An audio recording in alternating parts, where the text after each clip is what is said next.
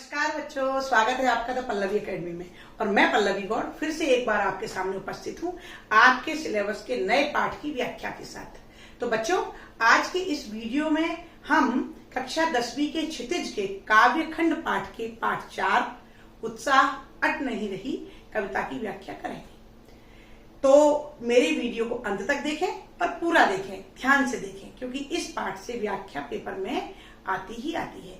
तो बच्चों, मेरी वीडियो को आगे बढ़ने से पहले आप जल्दी से मेरे चैनल को सब्सक्राइब कर लें, मुझे ढेर सारे लाइक करें और हाँ, दूसरे बच्चों तक शेयर और अवश्य करें जिससे वे भी लाभ उठा सकें।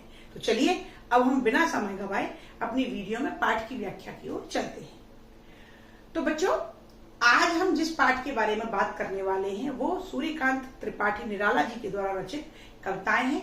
आपके पाठ में 2 कविताएं उत्साह और अट नहीं रही, 2 अलग अलग कविताएं आई हैं। इन दोनों ही कविताओं में कवि ने एक कविता में बादलों के बारे में और दूसरी कविता में फागुन के महीने की सुंदरता के बारे में वर्णन किया है। तो आज हम पार्ट 1 में, आज की वीडियो में हम उत्साह कविता के बारे में चर्चा करेंगे और इस कविता से संबंधित प्रश्नों के बारे में भी हम बातचीत करेंगे। तो चलिए उत्साह कविता की पृष्ठभूमि के बारे में जान लेते हैं। बच्चों, जो कवि सूर्यकांत त्रिपाठी निराला जी हैं वे छायावाद के प्रसिद्ध कवि, प्रमुख कवि हैं। आधार स्तंभ कवियों में इनका नाम आता है। छायावाद के आधार स्तंभ कौन कौन से हैं, किन कवियों को कहा जाता है? वे 4 कवि हैं, जयशंकर प्रसाद, महादेवी वर्मा, सूर्यकांत त्रिपाठी निराला और सुमित्रा नंदन पंत। तो बच्चों, सूर्यकांत त्रिपाठी निराला जी की प्रमुख रचनाएं हैं अनामिका, परिमल, गीतिका, कुकुरमुत्ता इत्यादि इनकी प्रसिद्ध रचनाएं हैं। सूर्यकांत त्रिपाठी निराला जी ने अपनी ये जो उत्साह कविता है जिसकी चर्चा आज हम इस वीडियो में करने वाले हैं, इसमें बादलों का आह्वान किया है। ये एक आह्वान गीत है और अपनी इस कविता में चूंकि बादल सूर्यकांत त्रिपाठी निराला जी के प्रिय विषय रहे हैं, काव्य के प्रिय विषय बादल रहे हैं, प्रकृति से संबंधित कविताएं इन्होंने लिखी और प्रकृति के नए नए रूपों के द्वारा इन्होंने जनमानस में चेतना का संचार किया। तो अपनी उत्साह कविता में भी कवि बादलों को बरसने का, गरजने का आह्वान करता है। इस अर्थ में कवि ने यहाँ पर बादलों के 2 अर्थ के साथ लेकर कविता लिखी है। पहला अर्थ तो जो साधारण अर्थ है कि वो बादलों को बरसने के लिए कह रहा है, तपती हुई धराका की ताप को खत्म करने के लिए कह रहा है, जो गर्मी से और ताप से व्याकुल जनमानस का मन है उसको शांति देने का आह्वान कर रहा है। साथ ही चूंकि वर्षा के बाद ही पृथ्वी पर हरियाली, नव बीजों का अंकुरण होता है, प्रकृति अपने नए नए रूपों में अपने आप को परिवर्तित करती है, तो उन सब चीजों का जो स्रोत है वो बादल है। तो कवि उस अर्थ में इस बादल का आह्वान कर रहा है। और अगर दूसरे अर्थ में भाव की बात करते हैं तो कवि बादलों का संबंध एक कवि से कर रहा है, एक राइटर से कर रहा है और वो कवि रूपी, बादल रूपी कवि से कह रहा है कि आओ गरजो, गरजो, शांति से मत बरसो, गरज के बरसो। अर्थात आज समाज में नई चेतना और क्रांति की आवश्यकता है, इसलिए तुम अपनी लेखनी के द्वारा, अपने भावों और विचारों के द्वारा इस सोए हुए जनमानस में, ये उदास निराश जो जनमानस है उसमें क्रांति और चेतना के बीजों का संचार करो, उनकी भावनाओं को उत्साह से भर। तो ये इस उत्साह कविता की पृष्ठभूमि है। आइए अब हम व्याख्या के लिए सबसे पहले जल्दी से आप अपनी किताब उठाइए और मेरे साथ साथ आप इस कविता का पाठ करें। बच्चों, पहले पाठ में हम उत्साह कविता के बारे में पढ़ रहे हैं। चलिए मेरे साथ पढ़ें। बादल गरजो, घेर घेर घोर गगन धराधर ओ, ललित ललित काले घुंघराले, बाल कल्पना के से पाले, विद्युत छवि उर्मे कवि नव जीवन वाले, वज्र छिपा नूतन कविता फिर भर दो, बादल गरजो।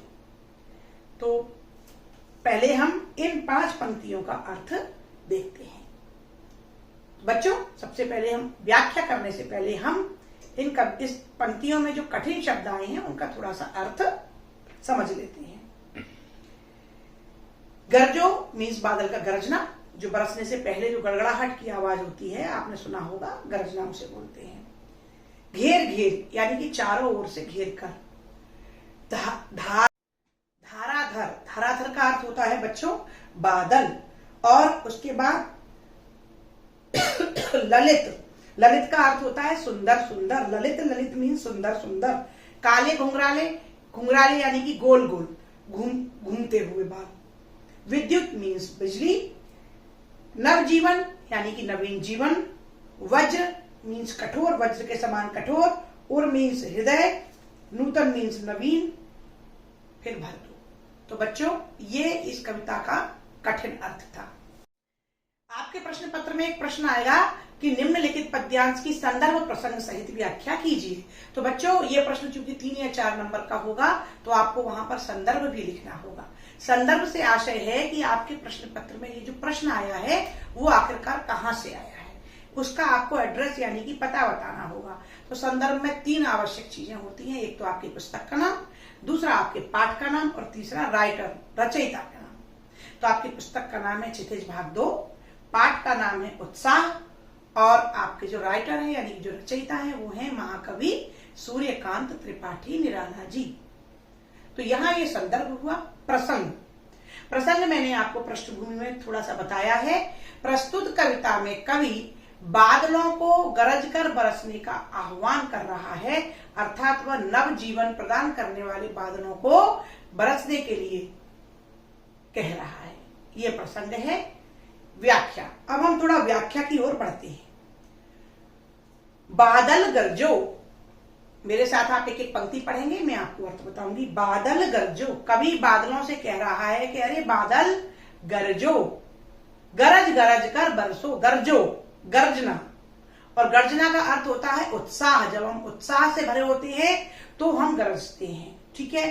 तो कवि कह रहा है कि हे बादल तुम जोरदार गर्जना के साथ बरसो, घेर घेर घोर गगन, घोर गगन, गगन मीन्स आसमान, तुम चारों ओर से आसमान को भयानक तरीके से घेर लो।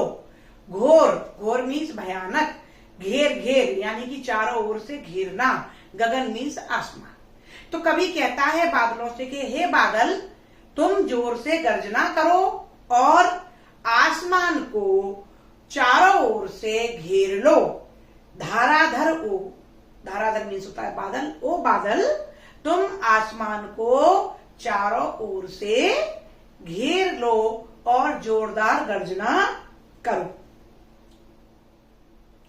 ललित ललित काले घुंघराले, अब वो बादलों की सुंदरता का वर्णन करते हुए कहता है कवि कि ललित ललित, अरे सुंदर सुंदर, काले घुंघराले, काले रंग के घुंघराले।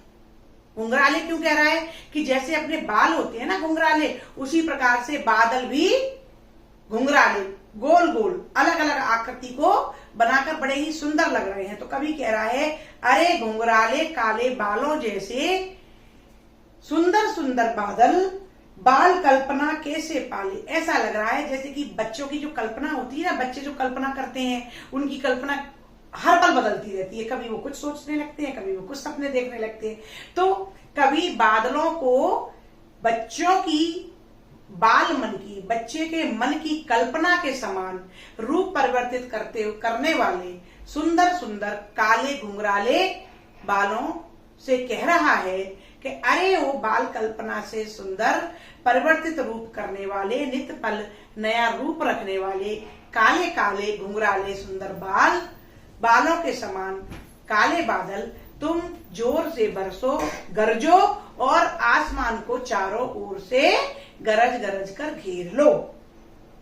विद्युत छवि उर में कवि नवी जीवन वाले, कवि कहता है कि ओ बादल तुम अपने हृदय में विद्युत छवि, बिजली की चमक, बिजली की कड़क को उर में छुपाकर, हृदय में छुपाकर नव जीवन पाले और नवीन जीवन का पालन पोषण करो।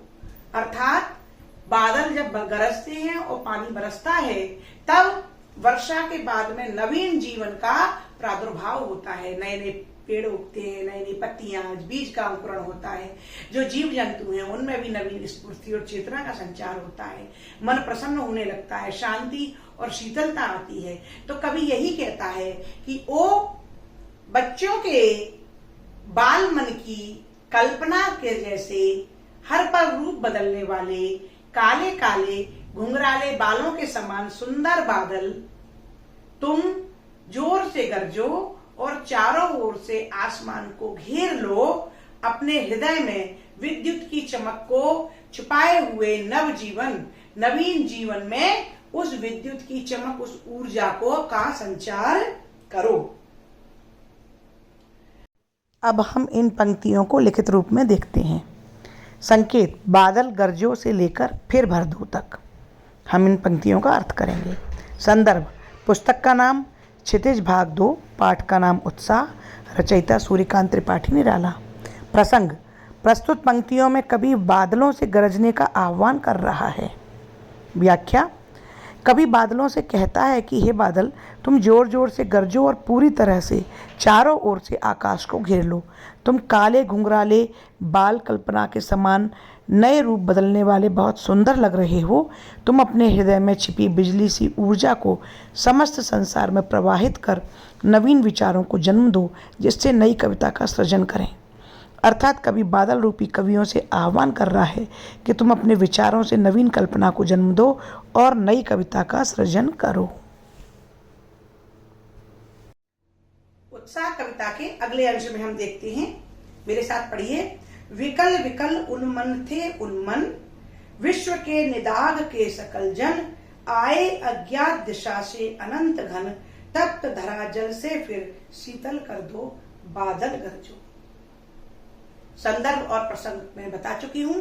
संदर्भ पुस्तक का नाम क्षितिज भाग 2, पाठ का नाम उत्साह और रचयिता सूर्यकांत त्रिपाठी निराला। प्रसंग: प्रस्तुत कविता में कवि बादलों से गरज कर बरसने का आह्वान कर रहा है। कठिन शब्द का अर्थ देख लेते हैं। विकल, विकल मीन्स होता है बच्चों व्याकुल। उन्मन, उन्मन का अर्थ होता है अनमना, मन, अनमना। निदाग, निदाग का अर्थ होता है तपती या गर्मी। सकल मीन्स सारे। अज्ञात मीन्स जिसका पता ना हो। अनंत, जिसका अंत ना हो। घन का अर्थ होता है बादल। तप्त यानी कि गर्म, तपती हुई। धरा मीन्स पृथ्वी। तो इस प्रकार से बच्चों ये इस अंश के कठिन शब्द थे। व्याख्या: मैंने ऊपर वाली अभी जो इससे पिछले 5 लाइनें थी उसके बारे में मैंने बताया था अभी आपको कि कवि बादलों से कह रहा है कि आओ बादल, तुम सारे आसमान को चारों ओर से घेर लो और जोर से गरजो। तुम कैसे हो? तुम बाल मन की कल्पना के अनुसार नित नवीन रूप धारण करने वाले काले काले सुंदर घुंघराले बालों जैसे सुंदर बादल, तुम अपने हृदय में बिजली की ऊर्जा जो छुपाए हुए हो उसको सारे संसार में विस्तारित कर दो, जिससे क्या हो कि वज्र छिपा हृदय में जो कठोरता है वो छिप जाए और नूतन कविता भर दो और सारे संसार के मन को नूतन नवीनता प्रदान करो, नवीन भावों का संचार करो, नवीन कविता की रचना करो। अब आगे इसमें क्या कह रहा है कि विकल विकल उन्मन थे उन्मन। देखो बच्चों, बहुत गर्मी के कारण हम लोग कितने व्याकुल होने लगते हैं, हमारा कहीं मन नहीं लगता, हम छटपटाने लगते हैं। तो कभी उसी परिस्थिति का वर्णन करते हुए कहता है कि गर्मी के कारण संसार के सभी लोग व्याकुल हैं, अनमने हैं, अशांत हैं। विश्व के निदाग के सकल जन, संसार के सभी मनुष्य, सभी प्राणी निदाग गर्मी के कारण अत्यंत व्याकुल हैं। आए अज्ञात दिशा से अनंत के घन, हे बादल, जो तुम अज्ञात दिशा से आते हो और तुम्हारा कहीं भी आदि और अंत नहीं है, तुम अनंत हो, तुम्हारी कोई भी सीमा नहीं है। अज्ञात क्यों? तुम्हें पता है ना बच्चों के बादल किस दिशा से आ जाए किसी को नहीं पता होता। तो कभी यहाँ पर बादलों से कह रहा है कि तुम क्या हो? तुम अज्ञात और अनंत हो, अज्ञात दिशा से आने वाले, तुम्हारा कोई भी अंत नहीं है। तप्त धरा जल से फिर शीतल कर दो, हे बादलों, तुम इस धरती पर आकर बरसने लगो और इस तपती हुई धरती को दोबारा से शीतल कर दो। ये यहाँ पर साधारण अर्थ है, लेकिन अगर भाव में जाते हैं तो कवि कह रहा है एक बादल रूपी कवि से कि अरे कवि, विकल विकल उन्मन थे उन्मन, इस संसार के सभी प्राणी विकल हैं, व्याकुल हैं, निराश हैं, अनमने हैं, यानी कि अशांत हैं। वो अपने जीवन से पूरी तरीके से अशांत हो चुके हैं, उनका मन निराशा से भर चुका है। ऐसे अनमने और अशांत हृदय में विश्व के निदाग के सकल जन, सारे संसार के लोग, सारे संसार के प्राणी निदाग हैं, गर्म हैं, जल रहे हैं। आए अज्ञात दिशा से अनंत के घन। ऐसे में हे बादल रूपी कवि, क्योंकि तुम कहीं से भी आ सकते हो, तुम्हारी एक कोई दिशा निश्चित नहीं है, अर्थात कवि अपने भावों की कोई दिशा नहीं होती है ना, भावों की कोई सीमा नहीं होती। तो कवि ऐसे बादलों के समान है जो कहीं से भी निराश और अशांत मानव मन में अपने भावों को भर सकता है, अपने विचारों को भेज सकता है, अपनी कल्पना के द्वारा जनमानस में उत्साह भर सकता है। तो कवि वही कह रहे हैं निराला जी कि हे बादल रूपी कवि, तुम तो किसी भी दिशा से आ सकते हो, है ना। तो तुम इसी प्रकार से बादलों के समान अनंत, जिसकी कोई सीमा नहीं है, ऐसा भावों का विस्तार करो और किसी भी दिशा से आकर तप्त धरा जल से फिर शीतल कर दो। ये तपते हुए हृदयों को, अशांत हृदयों को फिर से अपने नवीन भावों और अपने विचारों के साथ शीतलता प्रदान करो, शांति प्रदान करो। तो बच्चों, इस प्रकार से उत्साह कविता का अर्थ आपको समझ में आया होगा। हम इस कविता को किस प्रकार से इस अंश को याद कर सकते हैं लिखित रूप में, आइए देखते हैं। संकेत, विकल से लेकर शीतल कर दो तक। संदर्भ, पुस्तक का नाम क्षितिज भाग 2, पाठ का नाम उत्साह, रचयिता सूर्यकांत त्रिपाठी निराला। प्रसंग, प्रस्तुत पंक्तियों में कवि बादलों से गरजकर बरसने का आह्वान कर रहा है। व्याख्या, कवि कहता है कि हे बादल, विश्व के समस्त प्राणीजन इस भीषण गर्मी से व्याकुल और अनमने हैं, इसलिए तुम सभी दिशाओं से अपने विस्तृत और असीम रूप में आकर इस तपती धरा पर बरस जाओ तथा इस गर्म धरती पर व्याकुल मन में शीतलता का संचार कर दो। अपने जल से जीवन में शांति व उमंग का संचार करो। इस प्रकार से मैंने आपको आज सूर्यकांत त्रिपाठी निराला द्वारा रचित कविता उत्साह का आपको व्याख्या बताई है।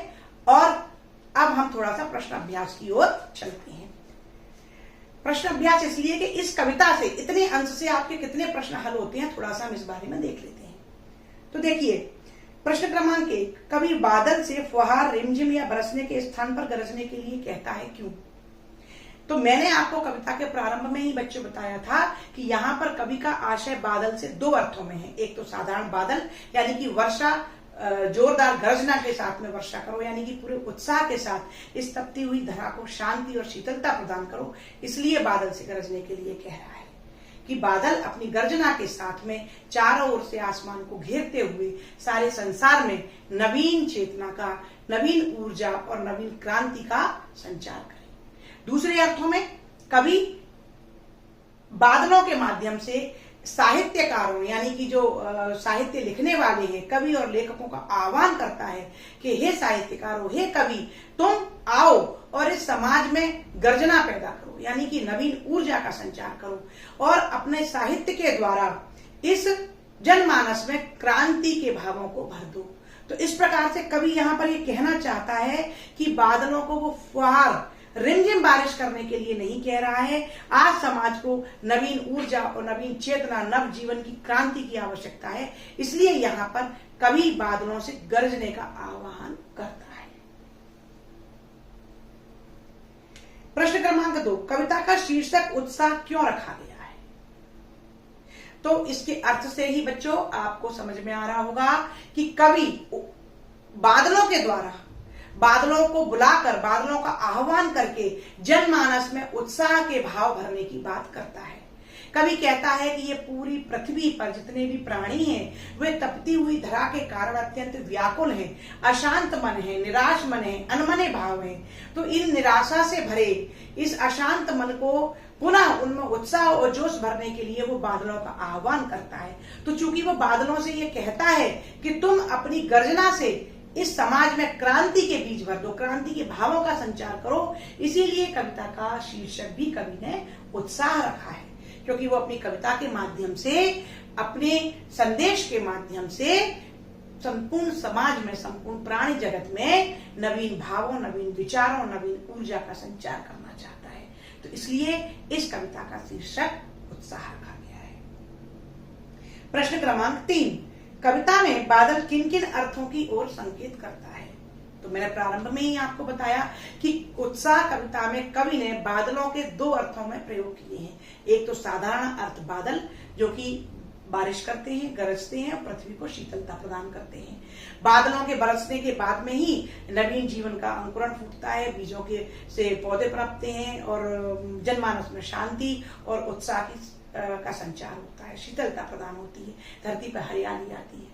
लेकिन इसी समय कवि दूसरे अर्थ में, बादल का दूसरा अर्थ है साहित्यकार या कवि या रचनाकार, जो कि साहित्य लिखकर अपने भावों और विचारों को जनमानस में फैलाकर निराश, उदास और अशांत मन में नए विचारों को, नवीन उत्साह को, नवीन ऊर्जा का संचार करते हैं। तो उस साहित्यकार को कवि आह्वान कर रहा है कि अरे तुम अब रिमझिम मत बरसो, अब तो गरज कर बरसने की आवश्यकता है, क्योंकि समाज को इस वक्त नई चेतना, नए परिवर्तन, नए युग में परिवर्तित करने के लिए, चूंकि साहित्य का एक महत्वपूर्ण स्थान होता है, साहित्यकारों का, लेखनी का एक बहुत बड़ा योगदान होता है, तो इसलिए कवि अपनी बादलों के द्वारा, दूसरे अर्थ में कवि बादलों जैसे कवियों को यानी कि साहित्यकारों का भी आह्वान करता है। तो यहाँ पर बादल का दो अर्थ है, एक तो बादल यानी कि पानी बरसने वाले बादल, और दूसरे अर्थ में साहित्यकार, कवि और रचनाकार। तो यहाँ पर बच्चों इस प्रकार से मैंने 3 प्रश्नों का उत्तर आपको इस उत्साह कविता के माध्यम से दिया है। मैं अपनी अगली वीडियो में आपको इसी पाठ के अगले अंश, कौन सा अंश है बच्चों, अट नहीं रही है, जिसमें कवि ने फागुन माह की सुंदरता का वर्णन किया है, मैं अपनी अगली वीडियो में उसकी व्याख्या करने वाली हूँ। तो आप मेरी वीडियो को लगातार देखते रहें, और मैंने इसी प्रकार से अपनी सभी वीडियो में पिछले 3 पाठों की भी व्याख्या बड़े विस्तार से की है, तो आप उन्हें और अवश्य देखें। मुझे पूरी उम्मीद है बच्चों कि आपको मेरी ये वीडियो बहुत पसंद आ रही होगी और इस वीडियो से आपको बहुत लाभ। आगे आने वाली सभी वीडियो को देखते रहें और मेरे चैनल को जल्दी से सब्सक्राइब कर लें, मुझे ढेर सारे लाइक करें, और बच्चों ज्यादा से ज्यादा शेयर अवश्य करें। मुझे आपके लाइक और शेयर की बहुत आवश्यकता है। आपके उज्जवल भविष्य के लिए बहुत बहुत शुभकामनाएं। धन्यवाद। नमस्कार।